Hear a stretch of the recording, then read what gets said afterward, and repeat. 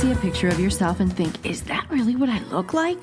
Or you're using a really old headshot to hold your space on LinkedIn as your profile picture or on your website. Or how about this? You watch yourself in video and think, I don't like how I look. I don't like how I sound. Cannot share this with the world. No. If you can say yes to either of those things, you are not alone and you're in the right place, because this podcast changes that. Welcome to Confident on Camera with me, your host, Christine Brunelli, where we talk all things style, presence, and polish for women who lead so that you show up with confidence on camera, on stage, and online. And today's episode is all about visibility for introverts, how to show up and feel authentic and in alignment with confidence. If you're introverted and accomplished, and you know you've built something meaningful, but people are still missing you, this is for you. You don't have to become someone else to be seen. You need a strategy that fits who you are. Are you ready? Let's dive in. There is this misconception in the world that all people that are successful on camera must be extroverts. We're all extroverts. I am an extrovert, by the way. But I don't believe that all people out there are extroverts. Actually, some of my very close friends who are out there on camera, my colleagues, they're introverted and they're out there. They just had to overcome some of what I call the head trash. And I don't work with only introverts. Because the truth is, both introverts and extroverts hate how they look, right? In pictures, they see that it doesn't matter if you're introverted or extroverted. We don't always, we self-criticize how we look in pictures, how we look in video. The difference, I think, might be that it's easier for an introvert to hide, to kind of be invisible because she's quiet. But here's the thing, being quiet doesn't have to mean you're invisible. There's a difference between being private and being invisible. You don't have to be all out there wild and balls to the wall on camera and show all your cards. You can still be private and be visible. So any of those fears that are wrapped around with, oh, I'm showing all of my everything, all of my flaws and my vulnerabilities and me raw, ew. Yes, you will be seen visibly, which is what I help people with, but also you don't have to be laying everything out for the whole world to know you inside and out. There are strategic ways to do it. And I know that invisibility is not your personality. You wouldn't have achieved what you've achieved so far by being invisible. There's no way. And I think a lot of times women confuse being humble and humility with shrinking. No. Two different things. And you know that. You know that you don't have to shrink down and hide to call yourself humble. They are two completely different things.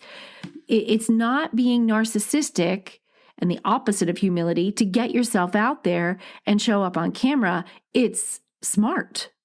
That is what the world wants right now. In 2025 and forward, we are still at the point where video is king. We are still there. And right now, your face and your voice are your strongest marketing assets. So if you've been a behind the scenes person up until now, and deep down, you know that you're meant for more. It's time that you just come out of hiding. It's time for you to be more visible. Maybe you're in transition from I've been in this space where I didn't have to be as visible, but now I feel like I am invisible. I feel I've been overlooked. I'm an introvert. All of this is super uncomfortable for me. This episode's for you. Traditional visibility has been really looked at as you should be loud and proud. I'm here to tell you that's old school thinking. That's not current. Actually, I had a guest on my show. She specializes in helping introverts in the workplace. Her name is Stacy Chazen. I will drop the episode in the show notes so you can see it, because she talks about how you can maneuver yourself in the workplace so that you are seen without the traditional visibility that makes you feel fake or ego-driven, something that feels more in alignment with you that's not so exhausting. But back onto this. getting on camera, I know if you want to be seen, you don't want to do it at the expense of your integrity. You should not have to fake who you are, and I don't want you to fake who you are. You need a form of visibility that feels calm and aligned and real, not loud and performative. Can I get an amen from my introvert? Is that you? You don't want to feel that because it's not who you are. So let's tap into really who you are. And where that fear of being visible as who you are shows up a lot, at least in my experience, because when you come to me as an introvert, I see it. It's the camera. It's the moment of truth. It's where all your visibility fears are surfaced, right? It feels like I'm in the spotlight, and now you have to think about, how do I look? What do I say? Will I come off awkward, right? Am I going to be deer in the headlights? But here's the truth. You're not afraid of the camera lens. You're afraid of how you'll see yourself through it. You're not afraid of the camera lens. Because if you were having the same conversation that you would have on camera, off camera, I'll bet you would be a little more yourself and relaxed. For some reason, that camera goes in front of you, and then all of a sudden, all of these self-critical thoughts come out.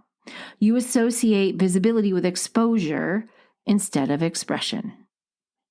Is that true? I want to know if this is resonating for you. But why don't we reframe it? Why don't we think about this for the camera? If you're transitioning into being more visible, how about the camera doesn't require you to perform? It just requires you to show up with presence. It doesn't mean loud. It doesn't mean boisterous. It doesn't mean, infomercial style. It just means anchored. Anchored in who you are. Own it. Okay, Christine, this all sounds great. You're throwing out all these things, but I get it, but I still, getting on camera just feels so awkward to me. Okay, well, let's see what we can break that down into. What can visibility on camera look like for you as an introvert? Let's start with some of the stuff that you might critique. Let's start with your wardrobe as strategy. I have been on a shtick about Ruth Bader Ginsburg for, several episodes in maybe the last several weeks.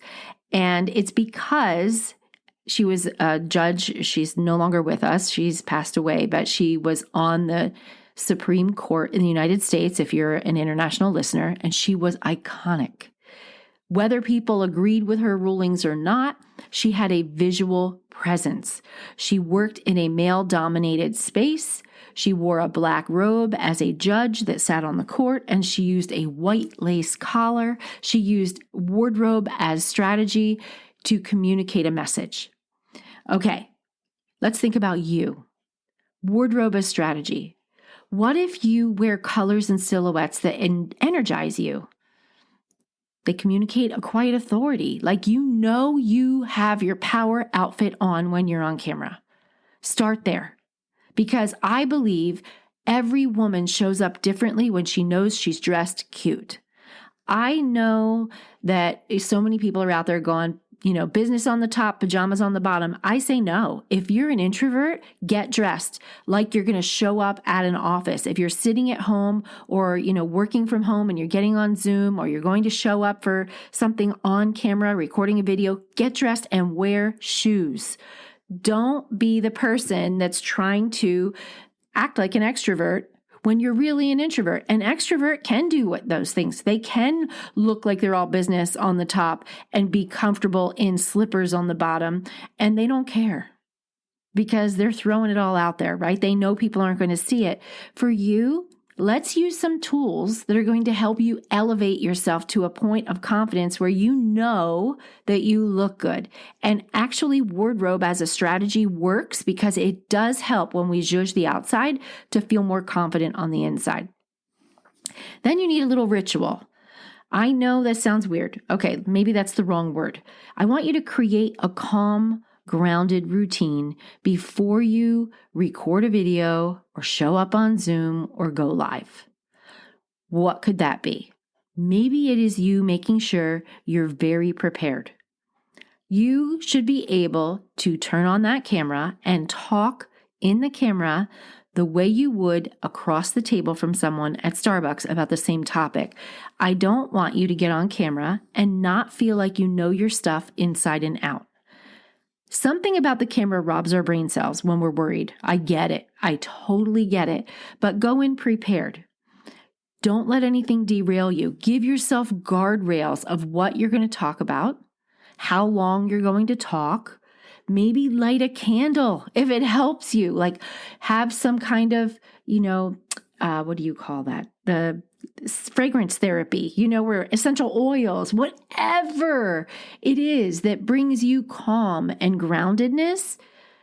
I want you to think about that every single time you go on camera. I want you to get dressed and I want you to have some little ritual. Maybe you're going to have a little prop. Maybe it's a cup of tea, a cup of coffee, an iced coffee, whatever. Have something that you have that's helping you feel anchored and grounded so that when you go on camera, you're more relaxed.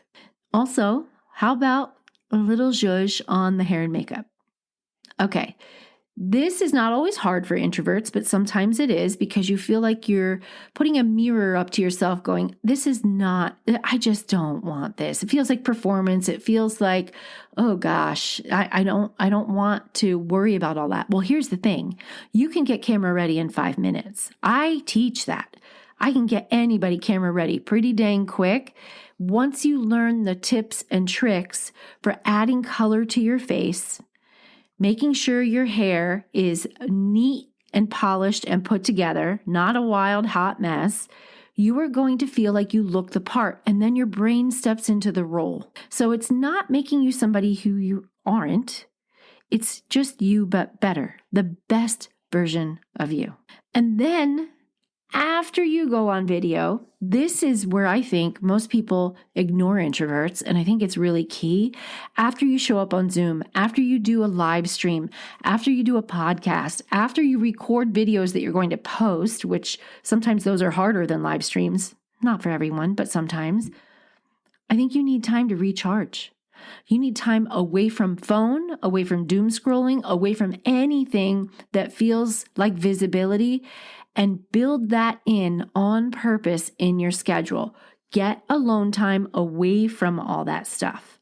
Because what I don't want you to do as an introvert is do all of your live streaming or all of your podcast interviews or any of that, then hop back on social media, LinkedIn or wherever, and look at other people that have done it and compare yourself. Because that little noise in your head is going to tell you all the things you think you did wrong. I want you out of that. I want you to have a post-visibility recovery sesh just for you. It can change how you feel about showing up and being more visible. Your quiet polish, all of this, leads to strategic authority. When you refine your presence, you control the perception. When you refine your presence, you control the perception. And isn't that part of what we worry about? The real fear is, how am I going to look? How am I going to sound? Am I going to trip over my words? Am I going to look ridiculous? But really, you get to refine that and control the narrative. It is at your fingertips. You don't need to shout to be heard. You don't need to jump up and down. You need to be crystal clear. And you need to come in prepared so that you can be clear. All of this doesn't dilute your energy. It protects it. Because now you have guardrails in. Now you know exactly what you need to do to show up as an introvert that feels real to you. I can tell you beyond a shadow of a doubt, there are so many gurus out there with 500,000 to over 1 million followers on social media that are introverts. They had to go through some type of routine and ritual to get themselves confident on camera. And I'll bet a lot of them have a time to get off camera and recharge. That post-visibility strategy session I want you to have, I don't know if they have it, but I'm telling you, I know you need it. I know after you engage with people on any level, you need that alone time. And I want you to not only have alone time, I want you to have time off screens so that you're not looking at anyone else. It's a quick episode just for you because I want you to know you don't need to be louder. You just need to be undeniably clear in how you present yourself in camera in photos. This works for photos too. Same thing. And in life, if you want more help feeling confident on camera, if you want more help in learning how to look more polished and presentable, like easy steps, I created a guide. It's for extroverts and introverts, so it's not just for an introvert, but it will work for you. If this is kind of new territory for you, you know you've been invisible and it's time for you to get yourself seen. It is called the Confident and Camera Ready Guide. It is pretty dang thorough, and it's going to help you go through all of the things that contribute to how you look and sound on camera. And how you look matters when it's the perception of who you're talking to, right? We want the person to perceive us a certain way. We want them to like, know, and trust us. No matter what you're doing, you want them to like, know, and trust you. And this guide will help you get started, and it's free. It is in the show notes, and you can download it right away. That's it for this episode. I hope it was helpful to you. Go ahead and grab that guide. And until next time, keep showing up, keep standing out, and keep shining. And I'll be back soon.